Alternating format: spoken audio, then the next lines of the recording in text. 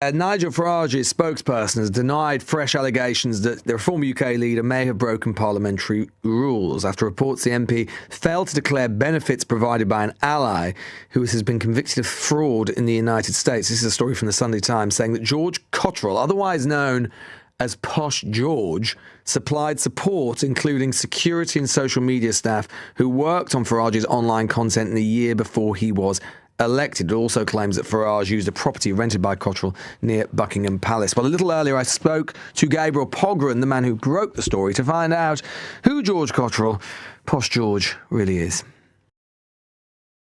A convicted fraudster fresh out of a federal prison in Arizona, quietly bankrolling security guards, drivers, social media handlers and a flat near Buckingham Palace, for a British politician who insists he is just an ordinary bloke from the pub. Sound like a film plot? It is not. It is allegedly Nigel Farage's real life. Stick around, because this one has crypto, a Chicago airport arrest, and a nickname involving the word daddy. You will not believe where this goes. Quick favour before we dive in. If you are enjoying Britain Unpacked, hit that subscribe button and tap the bell. Over 90% of you watching right now have not subscribed yet. It costs nothing, takes 1 second, and genuinely keeps this channel alive. Right, back to the chaos. Well, that is the central question we've been trying to unravel, alongside his relationship with Farage. Who is this man? I mean, literally, who is he? What even is his name? It's not a straightforward question because he's legally changed it on so many occasions. But let's take it from the top. He's an aristocrat.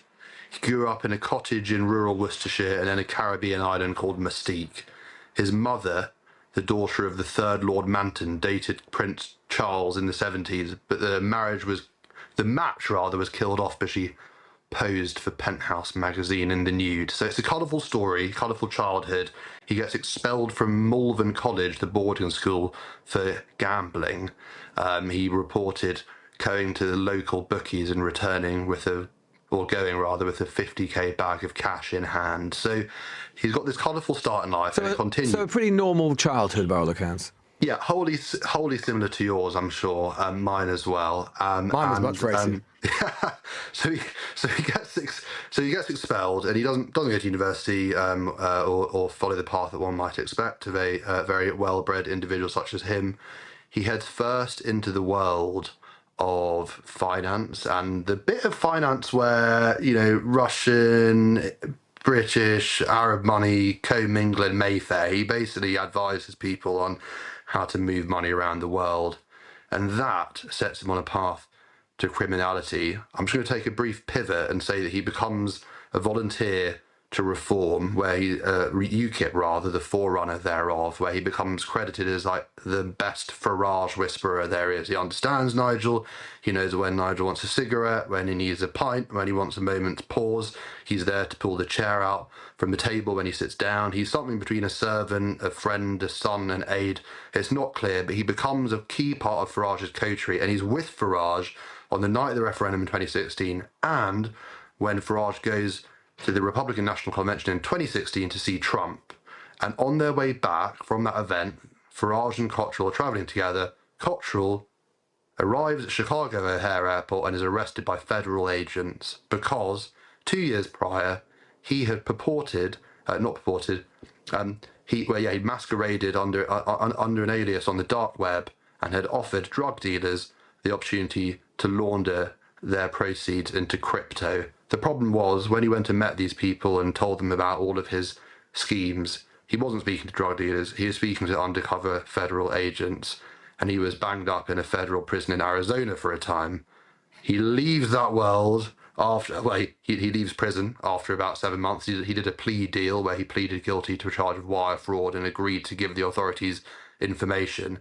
And then there's a whole interregnum, but the thing that I'll just try and land in the here and now is that he gets back into crypto and back into gambling and moves to Montenegro, all while preserving this incredible proximity to Farage. So despite the fact that he had been convicted and sent to an Arizona jail, despite the fact that the feds had managed to expose him for doing the things that you just described. So, who is this mystery benefactor? Meet George Cottrell, affectionately known as Posh George.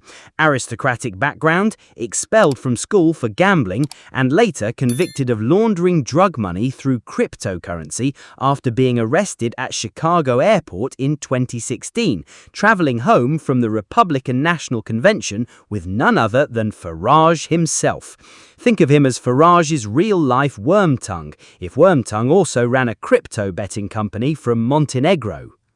Of course, maintaining a relationship with a rather unsavoury character is not against any parliamentary rules, although it might not be advisable. But the point of your story is to say that Farage may have broken the rules of the House of Commons by failing to declare that Cottrell provided funding for his operation in the year before the election. That's right. That's right. And what type of funding are we talking about?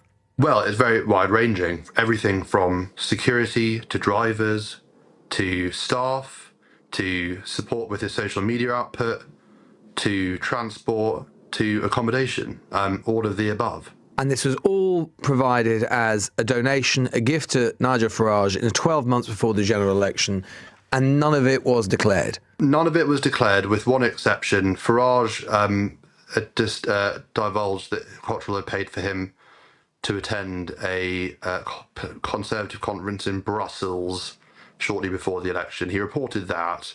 There was another occasion where I noticed that Farage had travelled to America to attend a Trump fundraiser in Florida. It was only after I started pestering him about that they reluctantly and belatedly reported that was Cottrell too. But that's in the past. No, the reality is nothing else was declared. Nothing. So Cottrell's literally paying people, his lawyers have told me, from a bank account in his name to staff to Nigel Farage, who are responsible for broadening his reach, managing his personal brand, bringing his message on migration, culture wars, climate change, the economy, reform, Tories, Labour. He is literally paying those people to do that job. The rules say any benefit received in 12 months prior to one's election must be declared. Farage didn't declare it. Here is where it gets properly spicy. Reports allege that in the 12 months before Farage's parliamentary campaign, Cottrell quietly supplied security personnel, social media staff, drivers and accommodation. Under House of Commons rules, any gift over £300 linked to political activity must be declared. Not may be declared, must be. Yet none of this reportedly appeared on the register. And the point is that my understanding is that Farage to you is using the same defence that he has done with another person heavily associated with crypto, that is Christopher Harborne, the man who provided him with the £5 million gift, is also, in a way which is compliant with the rules, given £12 million to reform. He's saying that much like his gift from Harborne, this was all before he was an MP, it was before he'd even decided that he was going to stand again for Parliament, and therefore, given it was a personal gift, he didn't need to declare it. But my understanding of the rules is that isn't quite what they say. I will say I do generally share your interpretation. I think the rules specify that their overall purpose is to uphold democracy by maintaining transparency on any interest which a reasonable person might think might affect the words or actions of a member of Parliament. And that includes specifically that one must register any gift or benefit exceeding £300 in value, which it uses this language is in any way related to a person's political activities. What that means is it's not, quote, purely personal. That is to say, it's not a box of chocolates on Valentine's Day from your wife. It's not a holiday ticket from your grandparents to go visit them at Christmas. It is if the gift could be seen by a reasonable person to relate in any way to who you are as a public figure, not a private person, then they say declare. And if there's any doubt, they say declare. Now, Farage's defence is that this was personal generosity, not political support, pointing to precedent from other undeclared gifts before he officially stood for office. But here is the catch. Like a dodgy pub quiz answer that sounds clever until someone checks Google, the rule is not about candidacy status, it is about connection to political activity.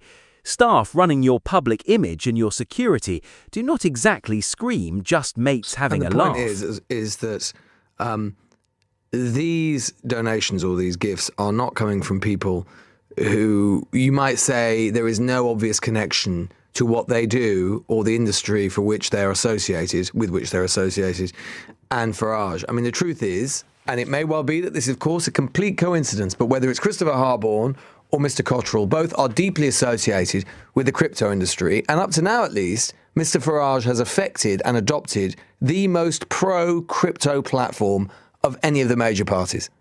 Yeah, I mean, look, the rules use this language about a reasonable person. The reason they do that is what a reasonable person might consider in good faith about a politician's actions or words. So every politician will say, of course I didn't do this because of my friendship with X.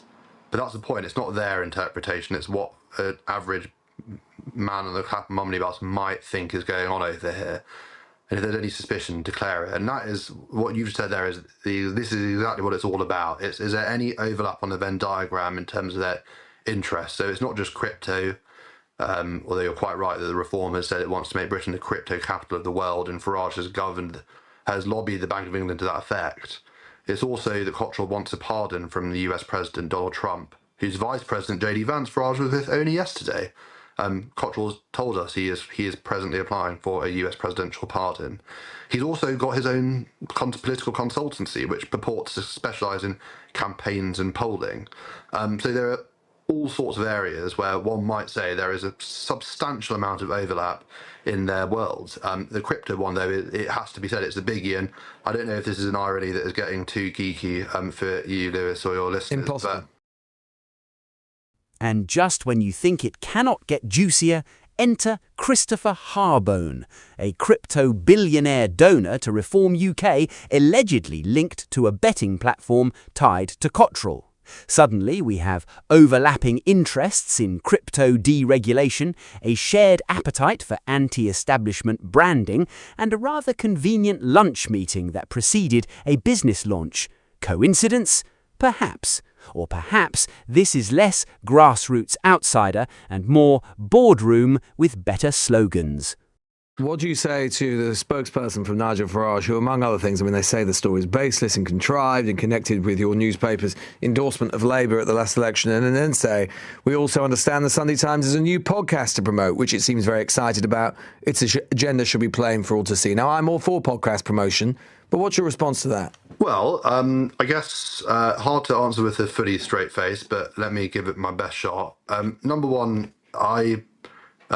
not to big myself up too vigorously, but if we are talking about undeclared interests, I broke the story alongside my beloved colleague Patrick Maguire about Starmer receiving suits and spectacles from a Labour peer with the number 10 pass. So I don't seem to recall Nigel Farage and Richard Tice accusing me then of having a pro-Labour agenda, nor by the way was the Labour Party accusing me of having a pro-Labour agenda. But yeah, the podcast, I hope you listen to it. It's called Posh George. You can get it on all good podcast platforms. And just finally, is it true, according to your reporting with the Insight team this morning, that Mr. Cottrell calls Mr. Farage daddy? This is the most important question I'll address today, and I can tell you that he has said that himself before. He has publicly acknowledged that he calls Farage daddy. Gabriel Pogrund, editor of the Insight team at the Sunday Times. Grateful for your time this morning. Thank you. Thank you so much. Thanks. Farage's team calls the allegations baseless, blaming media bias. Reform UK has offered no formal comment. Meanwhile, questions swirl about parliamentary standards, electoral transparency, and whether Britain's self-styled anti-elite politician has been quietly propped up by some very elite, very complicated friends. Thank you so much for watching Britain Unpacked. We will see you in the next one.